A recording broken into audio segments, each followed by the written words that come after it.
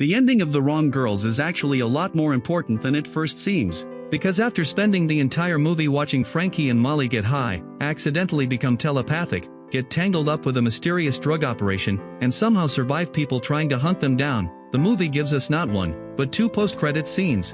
And that final scene is especially funny because the people who have been chasing these two women for the entire movie finally find them. And then Frankie and Molly just drive away. So, what exactly is going on with that ending? What does the mid-credits scene with Kai mean? And why does the movie end with these two completely oblivious to the danger sitting right across the street? Well, let's break it all down. The Wrong Girls is the directorial debut of Dylan Meyer, and at first glance, this looks like a pretty straightforward stoner comedy about two best friends who accidentally get their hands on a mysterious psychedelic drug. But underneath all of that, the movie is really about something much more relatable. It's about two people who have spent so much time building their lives around each other that growing up starts to feel like losing the other person. Frankie and Molly have been best friends for 10 years. They live together, smoke together, and basically do everything together. And because they're so comfortable with each other, they've created this little bubble where neither of them has to deal with the things that are actually holding them back. Frankie is extremely intelligent. She was even studying engineering at Stanford before dropping out after a breakdown. But instead of dealing with that failure and figuring out what comes next, she gets stuck. Molly has her own talent. She's a genuinely gifted baker, but she keeps putting off doing anything serious with that talent. And this is where the movie's central conflict comes from. Neither Frankie nor Molly is really happy with where their life is going. But they're comfortable. And sometimes being comfortable can be much harder to escape than being miserable.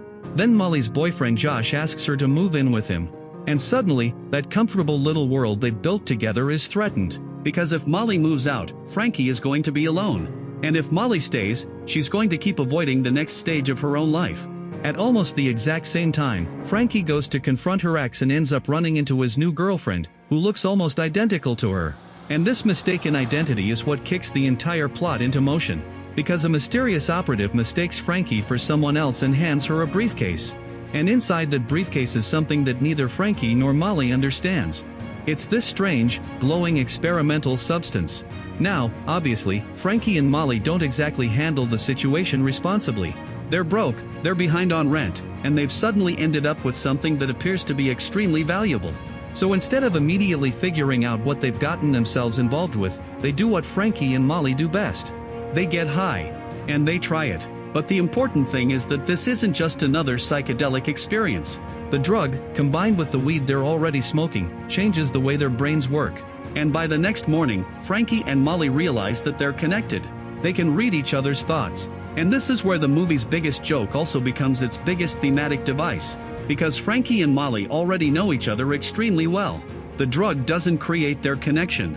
It just makes that connection impossible to hide. Suddenly, every thought, insecurity, fear, and emotion that they've been keeping from each other is completely exposed. And while that's happening, the people who actually own the briefcase are coming for them. The operation is led by a mysterious man known as Mr. Cock, who sends 3 enforcers to retrieve the drug. While Frankie and Molly are away, those men break into their apartment and basically take everything. Their furniture, their valuables, pretty much their entire life. Except for the one thing they actually came looking for. The briefcase. And when Frankie and Molly come home, they're left with almost nothing except their 2 cats, Dio and Gigi, and the experimental substance they still don't fully understand. Now, this is where the movie could have turned into a simple chase movie. They could have just run. But that's not what Frankie and Molly do. Instead, they decide to sell what's left of the drug. And honestly, that decision tells you almost everything you need to know about these characters. Because they're not just running from armed men. They're running from adulthood. They're running from responsibility.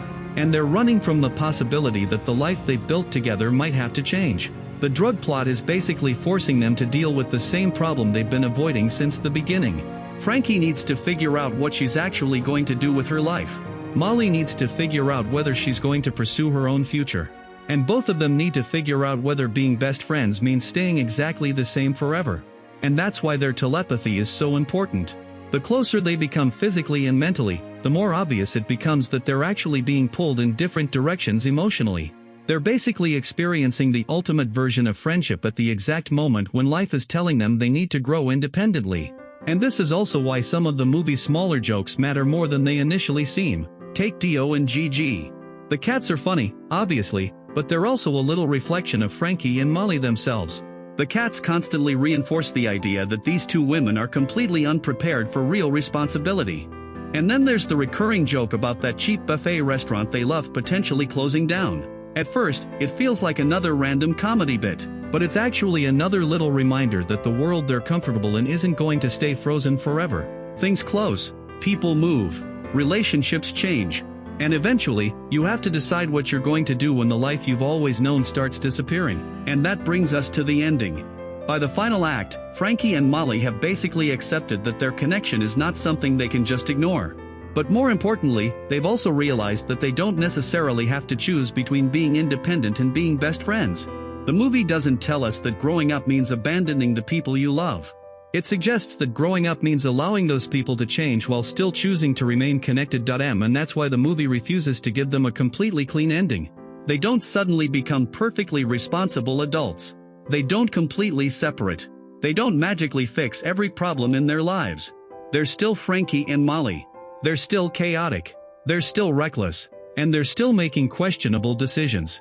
But now they understand each other on a level they never did before. And then the credits start rolling. Except, the movie isn't finished, because we get a mid-credits scene. Frankie is back working at the restaurant when a young man named Kai approaches her. He puts his ID on the table and tells her that it's his birthday. Frankie looks at him, and then she gives him that knowing, mischievous smile. And that's it. It's a very short scene, but it raises a pretty interesting question. Has Frankie actually changed? Because one possible reading is that the movie has just spent its entire runtime showing Frankie trying to confront her old patterns, only for this scene to suggest that maybe some of those patterns are still there. Maybe Frankie hasn't completely grown out of the behavior that got her into trouble in the first place. Maybe she's simply moved on to a new situation. Now, I want to be clear here. That interpretation isn't confirmed by the filmmakers, so this is speculation. But it does fit with the movie's refusal to give Frankie a traditional character arc. She doesn't become a completely different person. She just becomes a little more aware of who she already is. And that distinction matters. Because the Rom Girls doesn't seem interested in saying that Frankie and Molly need to become responsible, conventional adults. It's more interested in asking whether they can grow without losing the friendship that has defined their entire adult lives. And then we get the real ending. Frankie and Molly are sitting in a small car outside their home. They're smoking. They're relaxed. Everything seems completely normal. And then a black SUV pulls up across the street. 3 of the same enforcers who have been hunting them throughout the movie get out. And this time, they're armed. They finally found them. After everything these 2 women have been through, the people chasing them have finally caught up. Except, Frankie and Molly don't notice. They just start the car and drive away. The 3 men are left standing there, completely stunned. And this is probably the funniest possible ending the movie could have given us. Because think about what these characters have spent the entire movie doing. They're constantly worried about money. They're worried about their future. They're worried about their friendship. They're worried about the drug. They're worried about the people hunting them. But when the actual danger finally arrives directly in front of them, they don't even see it.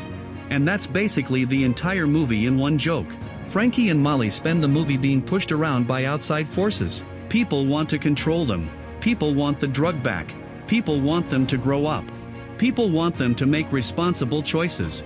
But Frankie and Molly's defining characteristic is that they don't really operate according to anyone else's expectations. And yes, that can be incredibly reckless. But it's also what makes them who they are. Their greatest power isn't actually telepathy. It's the fact that, despite everything happening around them, they continue choosing each other and their own way of living. And that's why the final scene doesn't feel like a traditional victory. They haven't defeated the people chasing them. They haven't even realized they've escaped them. They simply keep moving. And that might be the point. The movie isn't saying that ignoring your problems is a good idea. It's saying that Frankie and Molly's friendship has always existed in this weird space between avoidance and genuine loyalty. They've spent years avoiding change because they were afraid that growing apart would mean losing each other. But by the end, they seem to understand something slightly different. You don't necessarily have to stop being yourself just because your life is changing. And you don't necessarily have to lose your best friend just because you're growing up. The telepathy simply makes the metaphor literal. Frankie and Molly were already connected. The drug just removes the walls between them. And once those walls are gone, they can't hide from each other's fears anymore. Frankie has to confront the possibility that Molly will leave. Molly has to confront the possibility that staying with Frankie forever might keep both of them stuck. And somehow, after all the chaos, they choose to remain friends without completely giving up their individual futures. That's why I think the ending is intentionally messy. They don't become perfect. They don't completely grow up. They don't get a neat happily ever after.